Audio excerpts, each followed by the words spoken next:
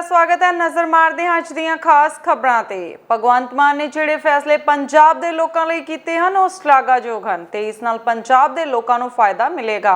ਇਹਨਾਂ ਗੱਲਾਂ ਦਾ ਪ੍ਰਗਟਾਵਾ ਲੋਕ ਇਨਸਾਨੀਅਤ ਪਾਰਟੀ ਦੇ ਸੂਬਾ ਪ੍ਰਧਾਨ ਸਰਦੂਲ ਸਿੰਘ ਨੇ ਕੀਤਾ। ਉਹਨਾਂ ਕਿਹਾ ਕਿ ਬਿਜਲੀ ਮੁਆਫ ਹੋਣ ਨਾਲ ਗਰੀਬ ਲੋਕਾਂ ਨੂੰ ਵੀ ਫਾਇਦਾ ਮਿਲੇਗਾ। ਉਹਨਾਂ ਇਹ ਵੀ ਕਿਹਾ ਕਿ ਕਿਸਾਨਾਂ ਲਈ ਇਹ ਸਰਕਾਰ ਆਉਣ ਵਾਲੇ ਦਿਨਾਂ ਵਿੱਚ ਵਰਦਾਨ ਸਾਬਿਤ ਹੋਵੇਗੀ ਤੇ ਪੰਜਾਬ ਵਿੱਚ ਖੁਸ਼ਹਾਲੀ ਆਵੇਗੀ। ਵਾਹਿਗੁਰੂ ਜੀ ਕਾ ਖਾਲਸਾ, ਵਾਹਿਗੁਰੂ ਜੀ ਕੀ ਫਤਿਹ।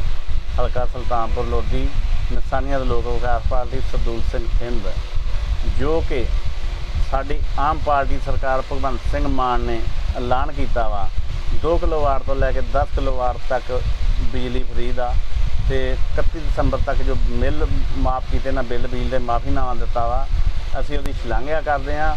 मान सरकार का बहुत धन्यवाद। तो जे आने वाले समय 'च मान सरकार इस तरह साडे पंजाब नूं सहूलतां दिंदी रही, साडे किसानां भरावां नूं बिजली दीयां सहूलतां दिंदी रही तो जिहड़ा साडा पंजाब आ खुशहाल दे राहां ते जाएगा। तो आने वाले समय जी साडी पंजाब की तरक्की होगी। तो असीं मान सरकार का बहुत धन्यवाद करते हैं जो कि मान सरकार ने सानूं बिजली की सहूलत दी है 2 किलोवाट तो लैके 10 किलोवाट तक। तो असीं मान सरकार का धन्यवाद करते हैं। तो आने वाले समय उम्मीद भी रखते हैं सरकार को जे सरकार इस तरह सानूं सहूलतां दिंदी रही पंजाब दे विच ते साडा पंजाब जिहड़ा पंजाब आ तरक्की दे राहां ते गां लैन फड़ूगा। तो असीं मान सरकार का धन्यवाद करते हैं ते नाल ही अपील भी करते हैं भी आने वाले समय दे विच सानूं जिहड़ियां पंजाब नूं वध तो वध सहूलतां किसानां नूं मिलणियां चाहीदियां बिजली दीयां कि नाल होर जिहड़ियां वा सारियां सहूलतां पंजाब नूं मिलणियां चाहीदियां वा। ते धन्यवाद। पंजाब ਦੇ ਜਲੰਧਰ ਦੇ ਗੁਰੂ ਨਾਨਕ ਮਿਸ਼ਨ ਚੌਂਕ ਦੇ ਸਾਹਮਣੇ ਬਣੇ ਗੁਰੂ ਨਾਨਕ ਮਿਸ਼ਨ ਹਸਪਤਾਲ ਵਿੱਚ ਉਸ ਸਮੇਂ ਡਰ ਦਾ ਮਾਹੌਲ ਪੈਦਾ ਹੋ ਗਿਆ ਜਦੋਂ ਕਈ ਸੱਪਾਂ ਨੂੰ ਦੇਖਿਆ ਗਿਆ। ਫਿਰ ਕਿਸੇ ਸਪੇਰੇ ਬੁਲਾਏ ਗਏ ਤੇ ਹਸਪਤਾਲ ਪ੍ਰਬੰਧਕਾਂ ਨੇ ਕਿਹਾ ਕਿ ਇਹਨਾਂ ਸੱਪਾਂ ਨੇ ਲਿਫਟ ਨੂੰ ਆਪਣਾ ਡੇਰਾ ਬਣਾ ਲਿਆ ਸੀ ਜਿਸ ਕਾਰਨ ਇਹ ਉੱਥੇ ਹੀ ਅਕਸਰ ਦੇਖੇ ਜਾਂਦੇ ਸਨ। ਅੱਜ ਇਹਨਾਂ ਨੂੰ ਫੜ ਕੇ ਜ਼ਹਿਰ ਕੱਢਿਆ ਗਿਆ ਤਾਂ ਜੋ ਕਿਸੇ ਦਾ ਨੁਕਸਾਨ ਨਾ ਹੋਵੇ। ਕਿੰਨੇ 10 ਨੰਬਰ ਲਾਏਗੇ ਉਹ। ਅੱਛਾ ਜੀ, ਕਿੰਨੇ ਸੱਪ ਸੀ ਟੋਟਲ? ਕਿਹੜੇ ਸੱਪ ਸੀ ਪਤਾ ਦੱਸ ਦਿਓ, ਕਿਹੜੇ ਨਸਲ ਦਾ ਸੀ, ਕੀ ਸੀਗਾ ਸੱਪ? ਕਿਹੜੇ ਸੱਪ ਸੀਗੇ ਬਾਬਾ ਜੀ? ਉਹ ਇੱਕ ਤਾਂ ਘੋੜ ਪਛਾੜ ਸਾ, ਇੱਕ ਫਣੀ ਹੱਥ ਸਾ। ਕਿੱਥੋਂ ਫੜੇ ਕਿੱਥੋਂ ਬਾਬਾ ਜੀ? ਇੱਥੋਂ ਫੜਿਆ ਲਿਫਟ ਵਿੱਚੋਂ, ਇੱਕ ਉਧਰੋਂ ਫੜਿਆ। ਤੇ ਜ਼ਹਿਰੀਲੇ ਵਗੈਰਾ ਸੀ ਜਾਂ ਕਿੱਦਾਂ? ਹਾਂ ਜੀ, ਜ਼ਹਿਰੀਲੇ। ਆਏ ਕਿੱਦਾਂ ਇੱਥੇ ਪਤਾ ਲੱਗਾ ਕੁਝ ਕਿਸ ਤਰ੍ਹਾਂ ਆਇਆ? ਮਾਮਲਾ ਜਲੰਧਰ ਵੈਸਟ ਦੇ ਉਜਾਲਾ ਨਗਰ ਦਾ ਹੈ ਜਿੱਥੇ ਕਿ ਦੇਰ ਰਾਤ ਚੋਰਾਂ ਵੱਲੋਂ ਇੱਕ ਘਰ ਨੂੰ ਨਿਸ਼ਾਨਾ ਬਣਾਇਆ ਗਿਆ ਅਤੇ ਘਰ ਦੇ ਵਿੱਚੋਂ ਚੋਰੀ ਕੀਤੀ ਗਈ। ਚੋਰਾਂ ਵੱਲੋਂ ਮਕਾਨ ਦੇ ਵਿੱਚ ਟੂਟੀਆਂ ਚੋਰੀ ਕੀਤੀਆਂ ਗਈਆਂ ਜਿਸ ਦੇ ਘਰ ਦੇ ਵਿੱਚ ਲੱਗੇ ਸੀਸੀਟੀਵੀ ਕੈਮਰੇ ਵਿੱਚ ਇਹ ਸਾਰੀ ਘਟਨਾ ਰਿਕਾਰਡ ਹੋ ਗਈ। ਬਹਰਾਲ ਪੁਲਿਸ ਮਾਮਲੇ ਦੀ ਜਾਂਚ ਕਰ ਰਹੀ ਹੈ। ਕੰਮ ਕਰਦੇ ਸੀ? ਮੈਂ ਪੇਂਟ ਦਾ ਕੰਮ। ਪੇਂਟ ਦਾ ਕੰਮ ਕਿੱਥੇ ਰਹਿੰਦੇ ਹੋ? ਆ ਪਿੱਛੇ ਪਹਾੜੀ ਮੰਦਰ। ਕਿਹੜਾ ਉਜਾਲਾ ਨਗਰ ਚ? ਤੇ ਇਹ ਤੁਹਾਨੂੰ ਇਹਨਾਂ ਨੇ ਫੜਿਆ ਵਾ ਇਸ ਹਾਲਾਤ ਚ ਫੜਿਆ ਤੁਹਾਨੂੰ? ਮੈਂ ਇੱਥੇ ਮੇਲੇ ਦੇ ਬਾਹਰ। ਹਾਂਜੀ, ਮੇਲੇ ਦੇ ਬਾਹਰ। ਮੇਲੇ ਦੇ ਬਾਹਰ ਖੜੇ ਫੜਿਆ ਤੁਹਾਨੂੰ। ਉਹਨਾਂ ਦਾ ਕਹਿਣਾ ਹੈ ਕਿ ਤੁਹਾਨੂੰ ਕੋਠੀ ਦੇ ਅੰਦਰੋਂ ਟੂਟੀਆਂ ਲਾਉਂਦੇ ਤੁਸੀਂ ਅੱਗੇ ਵੀ ਲਾਇਆ ਗਿਆ ਤੁਹਾਨੂੰ ਫੜਿਆ ਗਿਆ। ਹਾਂਜੀ, ਤੁਸੀਂ ਅੱਗੇ ਵੀ ਟੂਟੀਆਂ ਲਾਈਆਂ ਇੱਥੋਂ? ਹਾਂਜੀ, ਮੋਟਰ ਪੱਖੇ ਵੀ ਲਾਏ ਤੁਸੀਂ? ਮੋਟਰ ਪੱਕੇ ਨਿਕਲੇ ਟੂਟੀਆਂ। ਇਹਨਾਂ ਦੀ ਭਾਵੇਂ ਕਵਾੜੀ। ਕਿਹੜੇ ਕਵਾੜੀਆਂ ਨੂੰ ਵੇਚੇ ਤੁਸੀਂ? ਕੜੀ ਚੌਂਕ ਤੇ ਕਵਾੜੀ। ਕੜੀ ਚੌਂਕ ਕਵਾੜੀਆਂ ਦਾ ਕੀ ਨਾਂ ਹੈ? ਮੁੰਡਾ ਦੇਣ ਗਿਆ ਸੀਗਾ, ਮੈਂ ਬਾਹਰ ਖੜਾ। ਤੁਹਾਡੇ ਨਾਲ ਹੋਰ ਕਿਹੜੇ ਬੰਦੇ ਸੀਗੇ? ਅੱਜੂ ਜੀ ਦੱਸਦੇ ਰਹੇ। ਨਹੀਂ, ਪਹਿਲਾਂ ਜਦੋਂ ਤੁਸੀਂ ਇੱਥੇ ਆਏ ਹੋ ਉਦੋਂ ਕਿੰਨੇ ਬੰਦੇ ਸੀ ਤੁਹਾਡੇ ਨਾਲ? ਉਦੋਂ ਕੋਈ ਨਹੀਂ ਸੀਗਾ ਜੀ। ਤੁਸੀਂ ਇਕੱਲੇ ਆਉਂਦੇ ਹੋ ਜਦੋਂ ਵੀ ਆਉਂਦੇ ਹੋ? ਮੈਂ ਇੱਥੇ ਇਕੱਲੇ। ਕਿੰਨੀਆਂ ਕੋਠੀਆਂ 'ਚ ਤੁਸੀਂ ਹੱਥ ਸਾਫ਼ ਕੀਤਾ? ਨਹੀਂ, ਮੈਂ ਫਸਟ ਟਾਈਮ ਪਹਿਲੀ ਵਾਰੀ ਕੰਮ ਕੀਤਾ ਸੀਗਾ। ਪਹਿਲੀ ਵਾਰ 'ਚ ਤੁਸੀਂ ਕੀ ਲਾਇਆ ਇੱਥੋਂ ਕੋਠੀ 'ਚੋਂ? ਪਹਿਲੀਆਂ ਟੂਟੀਆਂ ਲਾਈਆਂ। ਉਹਨਾਂ ਦਾ ਕਹਿਣਾ ਕਿ ਮੋਟਰ ਵੀ ਲੱਥੀ ਹੈ ਬਾਹਰ। ਮੋਟਰ ਨਹੀਂ, ਟੂਟੀਆਂ। ਟੂਟੀਆਂ ਲਾਈਆਂ ਤੁਸੀਂ? ਕੀ ਨਾਮ ਹੈ ਤੁਹਾਡੇ? ਨਾਮ ਆਪਣਾ ਦੁਬਾਰਾ ਦੱਸ ਦਿਓ। ਸੂਰਜ। ਮੇਰਾ ਨਾਮ ਸੁਖਵਿੰਦਰ ਸਿੰਘ ਆ। ਕਿ ਪੀਸੀਆਰ ਤੋਂ? ਹਾਂਜੀ, ਕਿੰਨੇ ਨੰਬਰ ਗੱਡੀ? 10 ਨੰਬਰ। ਕੀ ਮਾਮਲਾ ਹੈਗਾ? ਮਾਮਲਾ ਇਹਨਾਂ ਨੇ ਦੱਸਿਆ ਵੀ ਸਾਡੇ ਜਿਹੜੀ ਕੋਠੀ ਆ ਉਹਦੇ ਵਿੱਚੋਂ ਟੂਟੀਆਂ ਮੋਟਰ ਪੱਖੇ ਲਾ ਕੇ ਲਗਾਏ ਆ 2 ਦਿਨ ਪਹਿਲਾਂ। ਉਹ ਕਹਿੰਦੇ ਵੀ ਅਸੀਂ ਰਿਪੋਰਟ ਲਿਖਾਈ ਆ ਤੇ ਅੱਜ ਅਸੀਂ ਇਹਨੂੰ ਫੜਿਆ। ਕਿੱਥੋਂ ਫੜਿਆ ਇਹਨਾਂ ਨੇ? ਇੱਥੋਂ ਕਹਿੰਦੇ ਫੜਿਆ ਖਾਲੀ ਪਲਾਟਾਂ ਦੇ ਵਿੱਚੋਂ, ਕਹਿੰਦੇ ਆਪਣੇ ਭੰਗ ਨਹੀਂ ਮਾਰਦੇ ਸੀਗੇ। ਅੱਛਾ ਜੀ। ਇਹ ਹੁਣ ਮੰਨਦਾ ਆ ਵੀ ਅਸੀਂ ਟੂਟੀਆਂ ਲਾਈਆਂ ਆ। ਠੀਕ ਹੈ। ਤੇ ਹੁਣ ਅਸੀਂ ਇਹਨਾਂ ਨੂੰ ਥਾਣੇ ਲਿਜਾ ਰਹੇ ਆ ਤਾਂ ਉਹਨਾਂ ਨੂੰ ਕਹਿਤਾ ਵੀ ਥਾਣੇ। ਸਰ, ਜੇ ਇਹਨਾਂ ਨੇ ਬਾਹਰੋਂ ਟੂਟੀਆਂ ਲਾਉਂਦੇ, ਬਾਹਰੋਂ ਭੰਗ ਚੋਂ ਫੜਿਆ ਤੇ ਟੂਟੀਆਂ ਕਿੱਦਾਂ ਲਾਉਂਦਾ ਫੜਿਆ ਗਿਆ? ਇਹ ਕਹਿੰਦੇ ਜੀ 2 ਦਿਨ ਪਹਿਲਾਂ ਇਹ ਆਪ ਮੰਨਦਾ ਆ, ਹੁਣ ਆਪ ਦੱਸ ਰਿਹਾ ਵੀ ਕਹਿੰਦਾ ਮੈਂ ਟੂਟੀਆਂ ਲਾਈਆਂ। ਅੱਜ ਨਾਭਾ ਵਿੱਚ ਸਹੁਰੇ ਪਰਿਵਾਰ ਵਿੱਚ ਇੱਕ ਔਰਤ ਨੇ ਖੁਦਕੁਸ਼ੀ ਕਰਨ ਦਾ ਮਾਮਲਾ ਸਾਹਮਣੇ ਆਇਆ ਹੈ ਤੇ ਔਰਤ ਦੇ ਪੇਕੇ ਪਰਿਵਾਰ ਨੇ ਸਹੁਰੇ ਪਰਿਵਾਰ ਨੂੰ ਜਾਨੋਂ ਮਾਰਨ ਦੇ ਇਲਜ਼ਾਮ ਵੀ ਲਗਾਏ ਹਨ। ਮਾਮਲਾ ਨਾਭਾ ਦੇ ਪਿੰਡ ਧਨੌਰਾ ਦਾ ਹੈ। ਪੇਕੇ ਪਰਿਵਾਰ ਦਾ ਦੋਸ਼ ਹੈ ਕਿ ਸਹੁਰੇ ਪਰਿਵਾਰ ਨੇ ਕਤਲ ਕੀਤਾ ਹੈ ਕਿਉਂਕਿ ਸਹੁਰਾ ਪਰਿਵਾਰ ਦਾਜ ਦਹੇਜ ਦੀ ਮੰਗ ਕਰਦਾ ਆ ਰਿਹਾ ਸੀ, ਜਿਸ ਦੇ ਚੱਲਦਿਆਂ ਲੜਕੀ ਨੇ ਤੰਗ ਹੋ ਕੇ ਖੁਦਕੁਸ਼ੀ ਕਰ ਲਈ। ਮੇਰਾ ਨਾਮ ਜੀ ਅਮਰਿੰਦਰ ਸਿੰਘ ਹੈ, ਪਿੰਡ ਮੇਰਾ ਹੱਥਨ ਹੈ। ਮੇਰੀ ਭੈਣ ਦਾ ਹੱਥਨ ਤੋਂ 2013 ਚ ਅਸੀਂ ਨੇ ਧਨੌਰੇ ਪਿੰਡ ਵਿਆਹੀ ਸੀ, ਲੋਟ ਕੋਲੇ ਜੀ ਭਾਲਸੋਂ ਦੇ। ਉਹਨਾਂ ਨੂੰ ਉਦੋਂ ਪੂਰਾ ਦਾਜ ਜਿੰਨਾ ਉਹਨਾਂ ਨੇ ਮੰਗਿਆ ਉਦੋਂ ਵਾਧੂ ਦਿੱਤਾ ਜੀ, ਪਰ ਉਹਨਾਂ ਦੇ ਦਾਜ ਦੇ ਲੋਭੇ ਨਾਲ ਫਿਰ ਵੀ ਨਹੀਂ ਢਿੱਡ ਭਰਿਆ। ਉਹਨਾਂ ਨੇ ਫਿਰ ਮੰਗਾਂ ਕਰੀਆਂ, ਖਾਤਿਆਂ 'ਚ ਪਾਏ, ਕਦੇ ਰੁਪਈਏ ਕਦੇ ਨਗਦ ਦਿੰਦੇ ਰਹੇ ਰੁਪਈਏ, ਪਰ ਫਿਰ ਵੀ ਉਹਨਾਂ ਨੇ ਮੇਰੀ ਭੈਣ ਨੂੰ ਤੰਗ ਕਰਨਾ ਨਹੀਂ ਛੱਡਿਆ ਜੀ। ਤੰਗ ਕਰਦੇ ਕਰਦੇ ਉਹ ਤੰਗ ਅੱਜ ਆਖਰ ਨੂੰ ਉਹਨਾਂ ਨੇ ਜਾਨੀ ਉਹਨੂੰ ਮਾਰ ਹੀ ਦਿੱਤਾ। ਹੁਣ ਕੀ ਮੰਗ ਕਰਦੇ ਹੋ? ਮੰਗ ਅਸੀਂ ਇਹ ਕਰਦੇ ਵੀ ਜਿਹੜੇ ਕਾਤਲ ਨੇ ਉਹਨਾਂ ਨੂੰ ਫਾਂਸੀ ਦੀ ਸਜ਼ਾ ਹੋਵੇ ਔਰ ਉਹਨਾਂ ਨੂੰ ਅਰੈਸਟ ਕਰਿਆ ਜਾਵੇ। ਪੁਲਿਸ ਪ੍ਰਸ਼ਾਸਨ ਅਰੈਸਟ ਨਹੀਂ ਕਰ ਰਿਹਾ। ਉੱਥੇ ਦੀ ਐਸਐਚਓ ਨੇ ਪਹਿਲਾਂ ਤਾਂ ਪਰਚਾ ਹੀ ਦਰਜ ਨਹੀਂ ਕਰਿਆ ਜੀ। ਉਹੀ ਧਮਕੀਆਂ ਦੇਈ ਗਈ ਜੀ ਸਾਨੂੰ, ਵੀ ਜਿਵੇਂ ਅਸੀਂ ਦੋਸ਼ੀ ਉਹਨਾਂ ਨਾਲ ਸਾਨੂੰ ਉਹੀ ਪਹਿਲਾਂ ਤਾਂ ਧਮਕੀਆਂ ਦੇਈ ਗਈ ਹੈ ਜੀ। ਜਦ ਉਹ ਤਾਂ ਕਿਹਾ ਉਹਨੂੰ ਵੀ ਕਿਉਂ ਨਹੀਂ ਪਰਚਾ ਦਰਜ ਕਰਦੀ, ਤੁਸੀਂ ਡਿਪਟੀ ਸਾਹਿਬ ਕੋਲੇ ਵਗ ਜਾਓ ਫਲਾਨਾ ਜੀ। ਫਿਰ ਅਸੀਂ ਇੱਥੇ ਡਿਪਟੀ ਸਾਹਿਬ ਕੋਲੇ ਆਏ ਜੀ। ਇਹਨਾਂ ਨੇ ਜਾਨੀ ਕਿਹਾ ਜੀ ਆਏ ਆ ਬਹੁਤ ਜੋ ਬਹੁਤ ਜਾਨੀ ਧੱਕੇ ਨਾਲ ਪਰਚਾ ਦਰਜ ਕਰਾਇਆ ਜੀ ਕੱਲ। ਸਿਆਸੀ ਦਬਾਅ ਵੀ ਹੈ ਜੀ, ਸਿਆਸੀ ਵੀ ਹੈ ਜੀ, ਪੈਸੇ ਦਾ ਵੀ ਹੈ। ਜਾਨੀ ਇਹ ਮਤਲਬ ਗ੍ਰਿਫਤਾਰ ਕਰ ਨਹੀਂ ਰਹੇ ਜੀ, ਸਮਝੋਂ ਬਾਹਰ ਹੈ। ਸਵੇਰ ਦਾ ਸਾਡਾ ਧਰਨਾ ਲੱਗਿਆ ਹੋਇਆ ਹੈਗਾ। ਸਾਨੂੰ ਪਤਾ ਲੱਗਾ ਜੀ ਪਿੰਡ ਹਾਸਨ ਤੋਂ ਲੜਕੀ ਵਿਆਹੀ ਹੋਈ ਸੀ ਪਿੰਡ ਧਨੌਰੇ। ਉਸ ਲੜਕੀ ਨੇ ਸੁਸਾਈਡ ਕੀਤਾ ਕਿਉਂਕਿ ਉਹਨੂੰ ਕੁਝ ਪਰਿਵਾਰਕ ਮੈਂਬਰ ਤੰਗ ਪਰੇਸ਼ਾਨ ਕਰਦੇ ਤੇ। ਉਹਦੇ ਘਰ ਵਾਲਾ ਨਸ਼ਈ ਆ, ਦਿਨ ਰਾਤ ਨਸ਼ੇ ਦੇ ਵਿੱਚ ਧੁੱਤ ਰਹਿੰਦਾ ਉਹ। ਇਸ ਕਰਕੇ ਲੜਕੀ ਤੰਗ ਹੋਣ ਦੇ ਬਾਵਜੂਦ ਆਤਮ ਹੱਤਿਆ ਕਰ ਗਈ। ਪਰਿਵਾਰ ਨੂੰ ਪਤਾ ਇਸ ਗੱਲ ਦਾ ਵੀ ਕਿਹੜੇ ਕਿਹੜੇ ਬੰਦੇ ਤੰਗ ਕਰਦੇ ਤੇ, ਉਹਨਾਂ ਦੇ ਨਾਮ ਲਿਖਾਏ ਗਏ ਨੇ ਤੇ ਉਹਨਾਂ ਦੇ ਬਣਦੀ ਕਾਰਵਾਈ ਪੁਲਿਸ ਨੇ ਕਰ ਜ਼ਰੂਰ ਦਿੱਤੀ, ਪਰ ਉਹਨਾਂ ਨੂੰ ਗ੍ਰਿਫਤਾਰ ਨਹੀਂ ਕੀਤਾ। ਕਿਉਂਕਿ ਅਸੀਂ ਪਹਿਲਾਂ ਵੀ ਇਹ ਗੱਲਾਂ ਦੇਖਦੇ ਆ, ਪੁਲਿਸ ਪ੍ਰਸ਼ਾਸਨ ਸਾਨੂੰ ਭਰੋਸਾ ਦੇ ਕੇ ਇਹ ਗੱਲ ਕਹਿ ਦਿੰਦਾ ਵੀ ਅਸੀਂ 2 ਦਿਨ 'ਚ ਗ੍ਰਿਫਤਾਰ ਕਰ ਲਾਂਗੇ, ਪਰ ਦੋਸ਼ੀਆਂ ਨੂੰ ਇਹ ਇਹੋ ਜਿਹਾ ਟਾਈਮ ਦਿੰਦੇ ਨੇ ਕਿ ਬਾਹਰ ਦੀ ਬਾਹਰ ਜ਼ਮਾਨਤਾਂ ਕਰਾ ਲੈਣ। ਕਿਉਂ ਮਿਲੀ ਭੁਗਤ ਹੁੰਦੀ ਆ ਪ੍ਰਸ਼ਾਸਨ ਦੀ। ਬਿਲਕੁਲ ਪ੍ਰਸ਼ਾਸਨ ਸਾਡਾ ਨਾਭੇ ਦਾ ਨਿਕੰਮਾ, ਜਿਹੜੇ ਕਿ ਦੋਸ਼ੀਆਂ ਨੂੰ ਸਜ਼ਾ ਦਿਵਾਉਣ ਤੋਂ ਸਮਰਥ ਨਹੀਂ ਹੈ, ਦੋਸ਼ੀਆਂ ਨੂੰ ਸਜ਼ਾ ਨਹੀਂ ਦਿਵਾਉਂਦੇ। ਕਿਉਂਕਿ ਸਾਡਾ ਪ੍ਰਸ਼ਾਸਨ ਪੈਸੇ ਨਾਲ ਚੱਲਣ ਵਾਲਾ, ਜਿੱਥੋਂ ਪੈਸਾ ਮਿਲ ਗਿਆ ਤੇ ਪ੍ਰਸ਼ਾਸਨ ਨੇ ਉੱਥੋਂ ਚਾਲ ਮੱਠੀ ਕਰ ਲੈਣੀ ਆ। ਇਸ ਕਰਕੇ ਆ ਜਿਹੜਾ ਮੋਰਚਾ ਲੱਗਿਆ ਇਹ ਉਹਨਾਂ ਚਿਰ ਨਹੀਂ ਉੱਠੂਗਾ ਜਿੰਨਾ ਚਿਰ ਦੋਸ਼ੀਆਂ ਨੂੰ ਗ੍ਰਿਫਤਾਰ ਨਹੀਂ ਕੀਤਾ ਜਾਊਗਾ। ਚਾਹੇ ਸਾਨੂੰ ਜਿੰਨਾ ਟਾਈਮ ਮਰਜ਼ੀ ਇਹ ਸੰਘਰਸ਼ ਕਰਨਾ ਪਵੇ। ਇਹ ਸੰਘਰਸ਼ ਦੀ ਰੂਪਰੇਖਾ ਸਾਨੂੰ ਬਦਲਣੀ ਵੀ ਪੈ ਸਕਦੀ ਹੈ, ਤਾਂ ਤੇਜ਼ ਵੀ ਸੰਘਰਸ਼ ਕਰਨਾ ਪੈ ਸਕਦਾ, ਪਰ ਇਹ ਪ੍ਰਸ਼ਾਸਨ ਧਿਆਨ ਦੇਵੇ ਜਿੰਨਾ ਚਿਰ ਦੋਸ਼ੀਆਂ ਨੂੰ ਗ੍ਰਿਫਤਾਰ ਨਹੀਂ ਕੀਤਾ ਜਾਂਦਾ ਉਹਨਾਂ ਚਿਰ ਇੱਥੋਂ ਦਾ ਪਰਿਵਾਰ ਆ ਉਹ ਧਰਨਾ ਨਹੀਂ ਚੱਕੂਗਾ ਤੇ ਉਸ ਲੜਕੀ ਦਾ ਸੰਸਕਾਰ ਨਹੀਂ ਕੀਤਾ ਜਾਊਗਾ। ਥਨ ਪਿੰਡ ਹੈ, ਥਾਣਾ ਅਮਰੇਕੋਲੇ 'ਚ ਪੈਂਦਾ ਹੈਗਾ। ਉੱਥੇ ਦੀ ਲੜਕੀ ਇੱਥੇ ਧਨੌਰੇ ਪਿੰਡ ਥਾਣਾ ਭਾਸੋਂ ਵਿਆਹੀ ਹੋਈ ਸੀਗੀ। ਜਿਹੜੇ ਉਹ ਲੜਕੀ ਕੋਈ ਨਸ਼ੀਲੀ ਚੀਜ਼ ਖਾ ਗਈ ਸੀਗੀ, ਉਹਦੇ ਨਾਲ ਉਹਦੀ ਡੈਥ ਹੋ ਗਈ। ਤੇ ਲੜਕੀ ਦੇ ਜਿਹੜੇ ਹੈਗੇ ਨੇ ਪੇਕੇ ਪਰਿਵਾਰ ਵਾਲਾ ਦਾ ਦੋਸ਼ ਹੈ ਵੀ ਲੜਕੀ ਨੂੰ ਇਹਨਾਂ ਨੇ ਤੰਗ ਪਰੇਸ਼ਾਨ ਕੀਤਾ ਸੀਗਾ ਤੇ ਉਹਨਾਂ ਨੂੰ ਅਰੈਸਟ ਕਰੋ। ਅਸੀਂ ਪਰਚਾ ਦਰਜ ਕਰਤਾ ਹੈਗਾ ਤੇ ਤਫਤੀਸ਼ ਜਾਰੀ ਹੈ। ਜਲਦੀ ਤੋਂ ਜਲਦੀ ਅਸੀਂ ਟੀਮਾਂ ਭੇਜੀਆਂ ਹੋਈਆਂ ਨੇ, ਅਸੀਂ ਉਹਨਾਂ ਨੂੰ ਜਲਦੀ ਅਰੈਸਟ ਕਰ ਲਾਂਗੇ। ਲੜਕੀ ਦੇ ਸਹੁਰਿਆਂ ਦਾ ਕੀ ਕਹਿਣਾ ਜੀ ਵੀ ਉਹਨੇ ਆਤਮ ਹੱਤਿਆ ਕੀਤੀ ਹੈ ਜਾਂ ਕੀ ਗੱਲ ਹੈ? ਲੜਕੀ ਦੇ ਸਹੁਰਿਆਂ ਦਾ ਕਹਿਣਾ ਇਹ ਹੈ ਜੀ ਵੀ ਉਹਨੂੰ 11 ਸਾਲ ਹੋ ਗਏ ਕਰੀਬ ਇੱਥੇ ਵਿਆਹੀ ਨੂੰ।